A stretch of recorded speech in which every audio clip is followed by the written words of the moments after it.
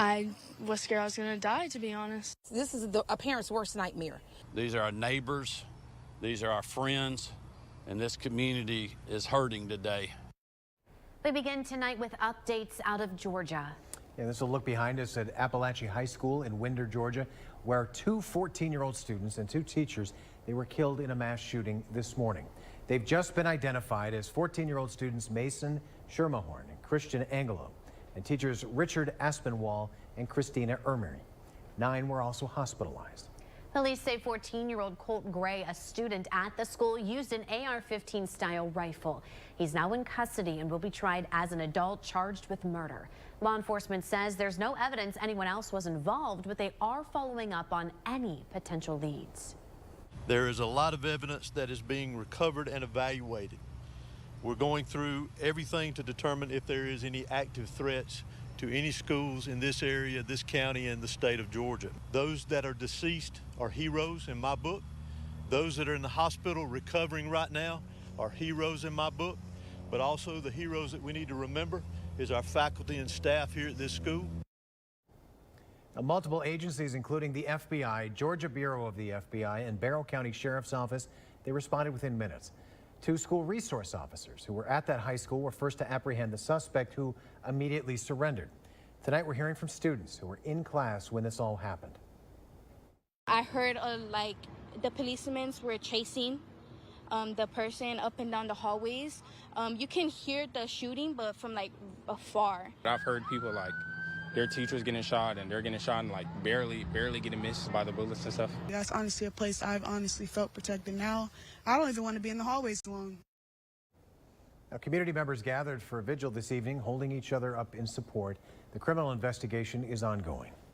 Authorities say the high school got a phone call this morning saying there would be shootings at 5 schools today.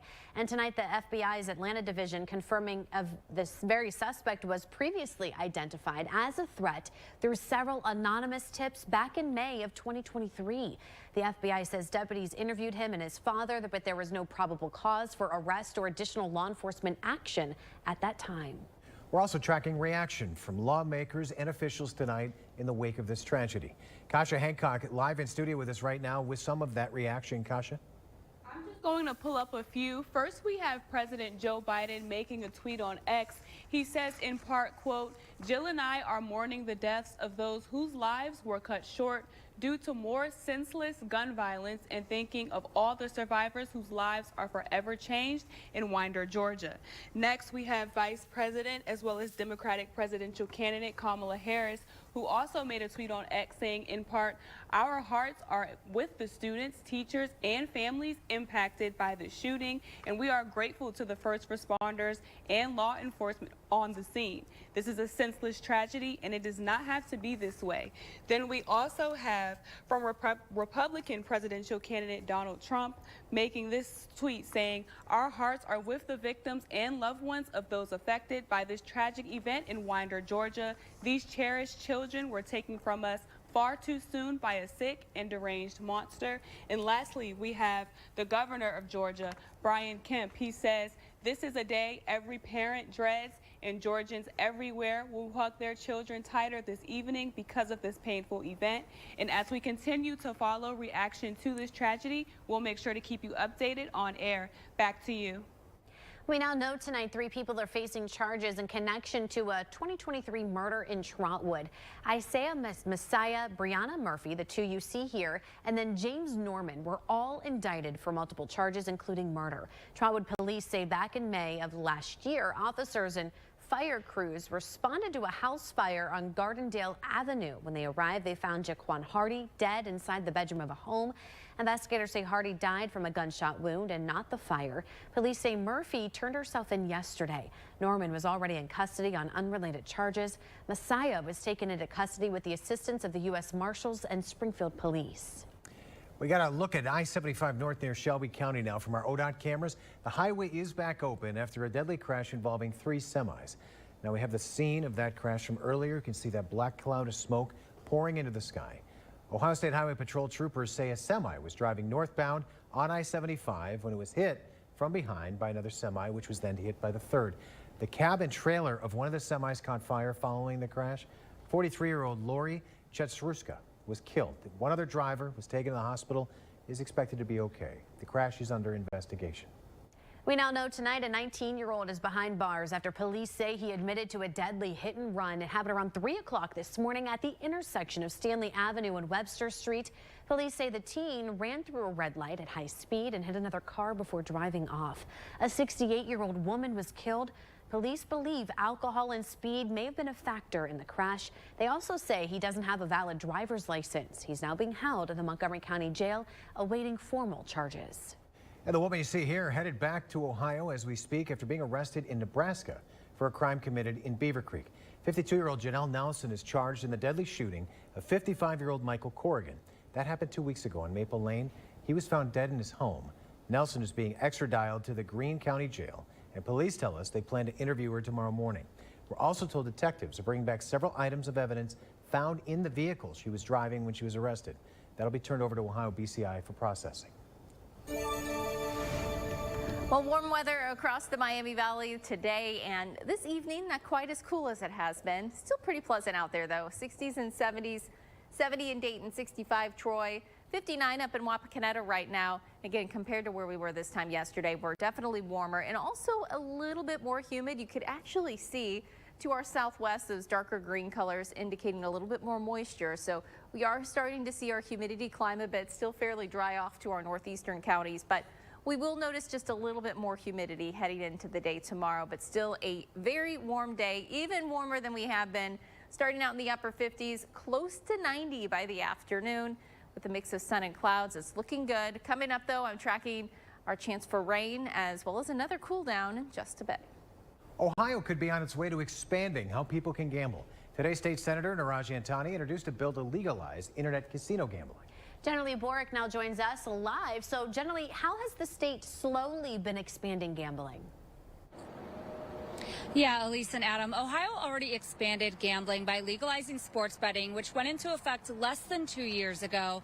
This new bill would make gambling even more accessible because it would allow people to play slots and table games via the internet. State Senator Niraj Antani says this is part of gambling's evolution in the state. I don't think that it's needed, but this is an entertainment option that people want, and people should be free to gamble if they want. Ohio has slowly been increasing the ways people can gamble. The Ohio Casino Control Commission's website says sports betting started on January 1st, 2023. Now, less than 2 years later, State Senator Niraj Antani is introducing a bill to expand gambling even more. If the bill passes, it would allow people to legally play casino games like slots or table games like blackjack, roulette, and poker online or through a legitimate casino provider's app. Antani says there are checks in place to ensure it doesn't lead to more gambling problems. They will require these operators to sort of track people and to make sure nobody is sort of spiraling and betting too much beyond, what they're capable. But groups that monitor gambling addiction are still concerned. I spoke to Derek Longmire, Problem Gambling Network of Ohio's executive director, who says the organization's most recent survey shows 1 in 5 Ohioans are at risk of developing a gambling problem. He says the helpline has been getting many more calls. And since sports betting launched, those calls have been substantially higher than pre-sports betting, and we would expect that any further expansion would also result in more calls. The more opportunities there are to gamble, the more Ohioans who will gamble, and then the more Ohioans who will need help as a result. Antani says a portion of the tax revenue would go toward combating gambling addiction. He adds making it legal does offer some protections. Well, right now, it happens on the black market, and that's not good. But Longmire says giving gambling addicts more options can lead to devastating consequences. Right now, with September, we're in Suicide Awareness Month, and gambling has the highest connection to suicide than any other addiction. Antani says the Casino Control Commission would choose the vendors and which games would be offered. He says realistically, it would be a few years before Ohioans would see this get into effect if it became law. Back to you. And of course, if you or a loved one suffers from gambling addiction, help and hope is out there. You can call or chat with the Ohio Problem Gambling Hotline 24/7. That number is on your screen, or head to gamblinghelpohio.org. Centerville City Schools in the spotlight tonight ahead of the November election. What's on the ballot that could change the school's future next? Plus, I'm tracking another warm day followed by another cool down too. I'll talk about a roller coaster ride with our temperatures that's coming up. Here's a live look from our Eco Plumber Skycam. You're watching Dayton 24/7 now. The Sports Desk.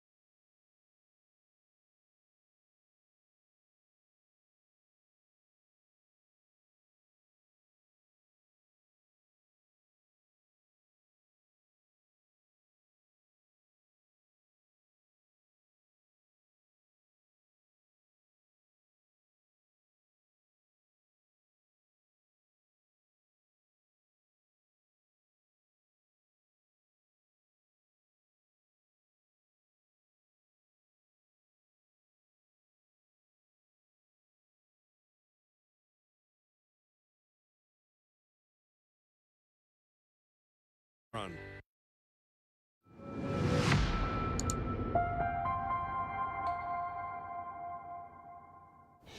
A crisis in the classroom investigation tonight. Centerville City Schools announcing proposed reductions to their district if the November levy does not pass. Lydia Bice spoke to several people within the district, shares what the future of their schools could look like after November 5th. If Centerville's $3.9 mil operating levy on the November 5th ballot fails, here are some of those reductions the district is looking at. One, they'll only be hiring essential staff at the lowest starting salary. Then athletic teams and clubs will be required to provide their own transportation to games, events, and more. Then they'll increase walk zones for kindergarten through middle school to 2 miles, so kids living within that distance of their school won't be bused. And much more, like you see here on this list. Now, this afternoon, I caught up with Allison Dernbaugh, president of the Centerville City Schools Board of Education, about what went into these decisions. Nothing on this list has been taken lightly. It is time. The district needs additional funding because of the situation we're in with our stagnant state funding. These potential reductions have been a hot topic on social media today, but the levy has been discussed on Facebook for months, with community members saying things like they don't want their taxes raised or that the district needs to budget better. I will be sitting down one-on-one with Centerville City Schools Superintendent John Westney at 10 a.m. tomorrow, and we'll bring those concerns to him, as well as many other questions surrounding these potential reductions. Back to you. And there will be a levy kickoff meeting tomorrow at Sinclair Community College's Centerville campus on Clio Road that kicks off at 6 p.m. We, of course, will be there and we'll bring you those updates tomorrow night. And we will be continuing to cover this story and others just like it, both on air and online. You can find all of our Crisis in the Classroom coverage right now at Dayton247now.com. Just look for the Crisis in the Classroom heading under the News tab. And a live look now from the Beaver Creek area from our Eco Plumber Skycam. Natalie, it is a really beautiful evening out there. Another really nice one, a little warmer than we have been, and we'll continue that warm trend for tomorrow. Friday still looking above normal for this time of the year, but for right now, still quiet. Humidity starting to climb just a little bit as southerly winds return to our area. And we do have our next weather maker off to our northwest, which is a cold front. Notice it's bringing showers through parts of Minnesota and to the Dakotas as well.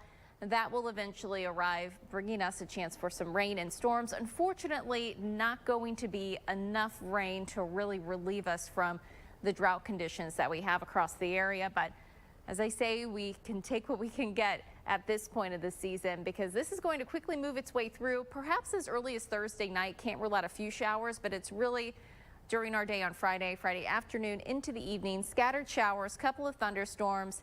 That front moves through. Many of us will see a shower or two, maybe a downpour, but there may be some spots that really don't see much in the way of rain at all.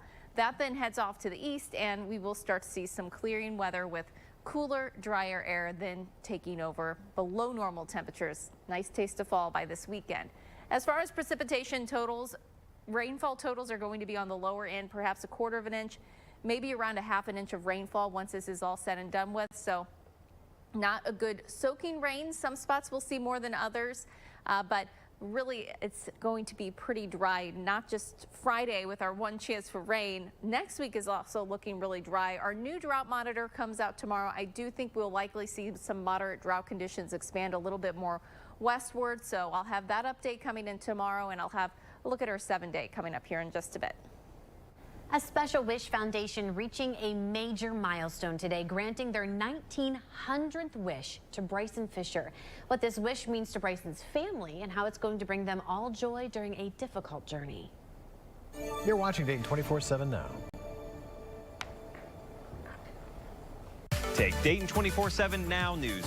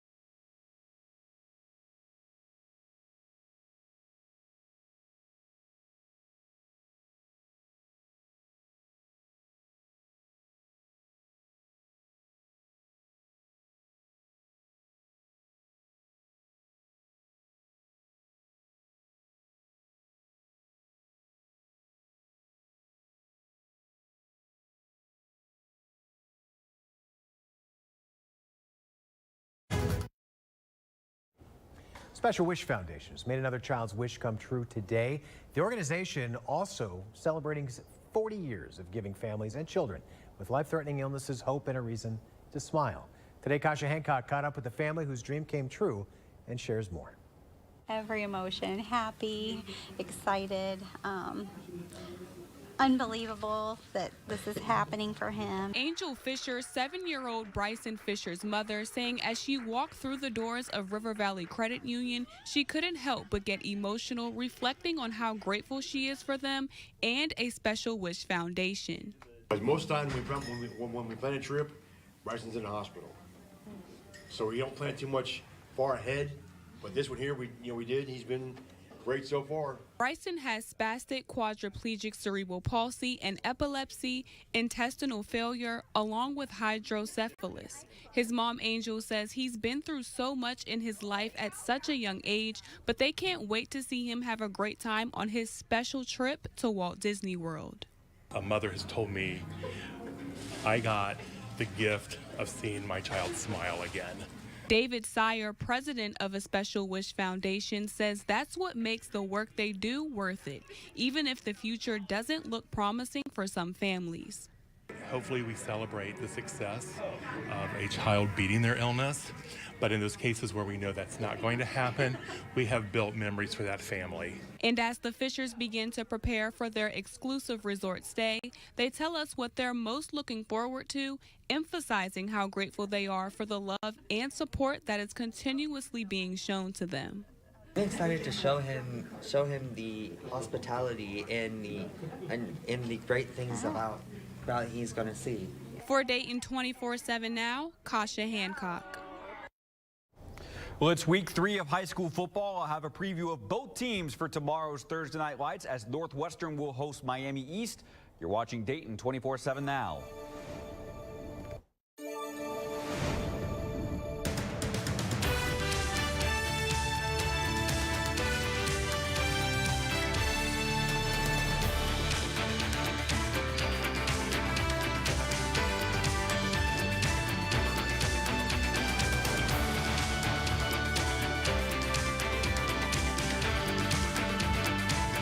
Once upon a time,